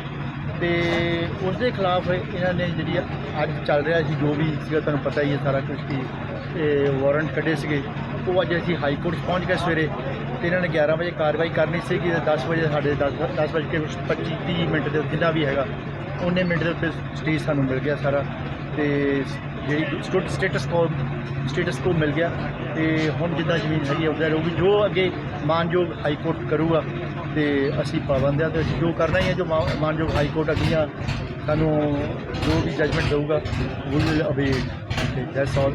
ਸਰ ਕਿੰਨੀ ਜਗ੍ਹਾ ਸੀ? ਸਿਮਰਨਜੀਤ ਸਿੰਘ ਬੈਂਸ ਸਮੇਤ 7 ਹੋਰਨਾਂ ਦੋਸ਼ੀਆਂ ਖਿਲਾਫ ਮਾਮਲਾ ਦਰਜ ਕਰਕੇ ਜਬਰ ਜਨਾਹ ਦੇ ਮਾਮਲੇ ਵਿੱਚ ਗ੍ਰਿਫਤਾਰ ਸਿਮਰਨਜੀਤ ਸਿੰਘ ਬੈਂਸ ਦੇ ਭਰਾ ਕਰਮਜੀਤ ਸਿੰਘ ਨੂੰ 2 ਦਿਨ ਦਾ ਰਿਮਾਂਡ ਖਤਮ ਹੋਣ ਤੋਂ ਬਾਅਦ ਅੱਜ ਫਿਰ ਅਦਾਲਤ ਵਿੱਚ ਪੇਸ਼ ਕੀਤਾ ਗਿਆ। ਮਾਣਯੋਗ ਅਦਾਲਤ ਨੇ ਦੋਸ਼ੀ ਨੂੰ ਹੋਰ 2 ਦਿਨ ਦੇ ਪੁਲਿਸ ਰਿਮਾਂਡ ਤੇ ਭੇਜ ਦਿੱਤਾ ਹੈ। ਕੋਰਟ ਚੱਲ ਰਿਹਾ ਜੀ, ਹਜੇ ਬ੍ਰੇਕ ਟਾਈਮ ਹੋਇਆ ਨਹੀਂ, ਆਪਾਂ ਥੋੜਾ ਹੌਲੀ ਰੱਖਣਾ ਹੈ। 2 ਤਰੀਕ ਨੂੰ ਅਰੈਸਟ ਹੋਣ ਤੋਂ ਬਾਅਦ 3 ਤਰੀਕ ਨੂੰ ਪੇਸ਼ ਕਰਨ ਤੋਂ ਬਾਅਦ 2 ਦਿਨ ਦਾ ਰਿਮਾਂਡ ਮੰਗਿਆ ਗਿਆ ਸੀ। ਅੱਜ ਫਿਰ 2 ਦਿਨ ਤੋਂ ਬਾਅਦ ਪੇਸ਼ ਕੀਤਾ ਗਿਆ, 2 ਦਿਨ ਦਾ ਹੋਰ ਰਿਮਾਂਡ ਦਿੱਤਾ ਗਿਆ ਹੈ। ਤਫਤੀਸ਼ ਹਜੇ ਪੂਰਤੀ ਤੇ ਪਹੁੰਚੀ ਨਹੀਂ ਹੈ, ਪੂਰਤੀ ਪ੍ਰਾਪਤ ਕਰੂਗੀ ਫਿਰ ਜੁਡੀਸ਼ੀਅਲ ਭੇਜਿਆ ਜਾਊਗਾ, ਲੋੜ ਪਈ ਫਿਰ ਰਿਮਾਂਡ ਰਿਕੁਐਸਟ ਕੀਤਾ ਜਾਊਗਾ। ਹਜੇ ਤਫਤੀਸ਼ ਜਾਰੀ ਹੈ। ਇਸ ਵਾਰ ਸਰ ਕੀ ਦਲੀਲਾਂ ਰੱਖੀਆਂ ਗਈਆਂ ਜੀ ਸਰ? ਉਹੀ ਜੋ ਪਿਛਲੀ ਵਾਰ ਦਿੱਲੀ ਤੇ ਰੱਖੀਆਂ ਗਿਆ ਸੀ, ਜਿਹੜੇ ਦੋਸ਼ੀ ਆ ਉਹਨਾਂ ਦੇ ਵਕੀਲ ਵੱਲੋਂ ਸਾਡੇ ਵੱਲੋਂ ਇਹ ਪੇਸ਼ ਕੀਤਾ ਗਿਆ ਕਿ ਜਿਹੜਾ ਮੋਬਾਈਲ ਰਿਕਵਰ ਹੋਇਆ, ਅਸਲ ਮੋਬਾਈਲ ਰਿਕਵਰ ਕਰਨਾ ਹਜੇ ਬਾਕੀ ਹੈ। 5 ਅਰੈਸਟ ਹੋਰ ਵੀ ਕਰਨੇ ਬਾਕੀ ਹੈ, ਉਹਦੇ ਲਈ ਰਿਮਾਂਡ ਮੰਗਿਆ ਗਿਆ, ਹਜੇ ਹੋਰ ਰਿਮਾਂਡ ਦਿੱਤਾ ਗਿਆ 2 ਦਿਨ ਦਾ। ਮੇਰਾ ਨਾਮ ਐਡਵੋਕੇਟ ਹਰਜੋਤ ਸਿੰਘ ਹਰੀਕੇ ਹੈ ਤੇ ਅਸੀਂ ਕਰਮਜੀਤ ਸਿੰਘ ਬੈਂਸ ਨੂੰ ਰਿਪਰੈਜ਼ੈਂਟ ਕਰਦੇ ਹਾਂ ਤੇ ਅੱਜ ਸੈਕੰਡ ਟਾਈਮ ਪ੍ਰੋਸੀਕਿਊਸ਼ਨ ਨੇ ਪੁਲਿਸ ਨੇ ਉਹਨਾਂ ਨੂੰ ਪੇਸ਼ ਕੀਤਾ ਸੀਗਾ ਤੇ 2 ਦਿਨ ਦਾ ਰਿਮਾਂਡ ਉਹਨਾਂ ਨੂੰ ਪਹਿਲਾਂ ਮਿਲਿਆ ਸੀਗਾ। 2 ਦਿਨ ਦਾ ਰਿਮਾਂਡ ਹੁਣ ਉਹਨਾਂ ਨੇ ਨੈਕਸਟ ਕੰਟੀਨਿਊ ਕੀਤਾ। ਉਹ 2 ਦਿਨ ਦੇ ਰਿਮਾਂਡ ਦੇ ਵਿੱਚ ਉਹਨਾਂ ਨੇ ਉਹੀ ਗੱਲਾਂ ਪਹਿਲਾਂ ਕਹੀਆਂ ਕਿ ਜਿਹੜੀਆਂ ਹੁਣ ਦੁਬਾਰਾ ਉਹਨਾਂ ਨੇ ਫਿਰ ਇਸ ਜੱਜ ਸਾਹਿਬ ਨੂੰ ਕਹਿਤੀਆਂ। ਬਸ ਇੱਕ ਤਾਂ ਉਹ ਕਹਿੰਦੇ ਅਸੀਂ ਮੋਬਾਈਲ ਦੀ ਰਿਕਵਰੀ ਕਰਨੀ ਹੈ ਤੇ ਇੱਕ ਉਹਨਾਂ ਨੇ ਇਹ ਪਤਾ ਕਰਨਾ ਹੈਗਾ ਕਿ ਕੀ ਹੋਰ ਬੰਦੇ ਹੈਗੇ ਜਿਹੜੇ ਇਹਨਾਂ ਦੇ ਨਾਲ ਹੈਗੇ ਆ ਤੇ ਉਹ ਚੀਜ਼ਾਂ ਦਾ ਤਾਂ ਕੋਈ ਲੈਣ ਦੇਣ ਹੈ ਹੀ ਨਹੀਂਗਾ।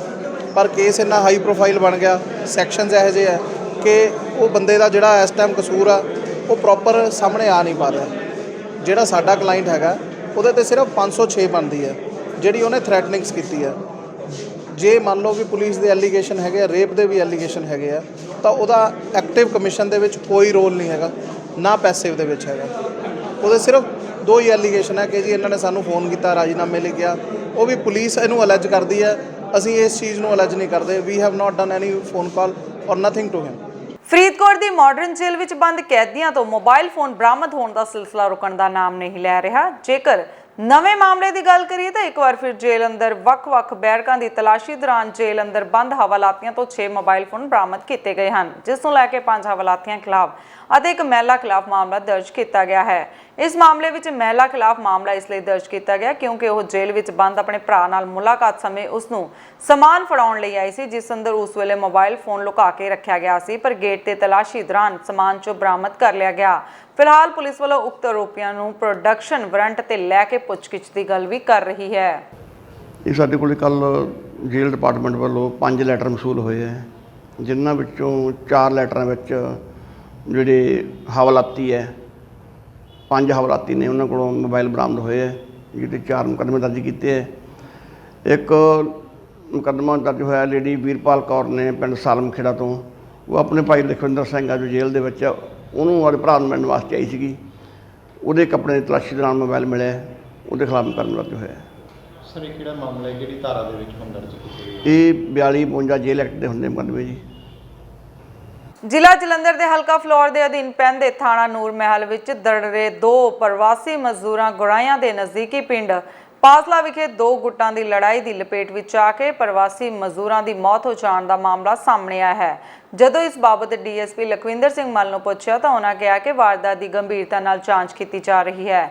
ਪਰਿਵਾਰਕ ਮੈਂਬਰਾਂ ਦੇ ਬਿਆਨਾਂ ਦੇ ਆਧਾਰ ਤੇ ਬਣਦੀ ਕਾਰਵਾਈ ਕੀਤੀ ਜਾਵੇਗੀ। ਪਰਿਵਾਰਕ ਮੈਂਬਰਾਂ ਨੇ ਮੰਗ ਕਰਦੇ ਹੋਏ ਕਿਹਾ ਹੈ ਕਿ ਜਦੋਂ ਤੱਕ ਪਰਚਾ ਦਰਜ ਨਹੀਂ ਕੀਤਾ ਜਾਂਦਾ ਤਦ ਤੱਕ ਮ੍ਰਿਤਕ ਦੇਹਾਂ ਦੇ ਸੰਸਕਾਰ ਨਹੀਂ ਕੀਤੇ ਜਾਣਗੇ।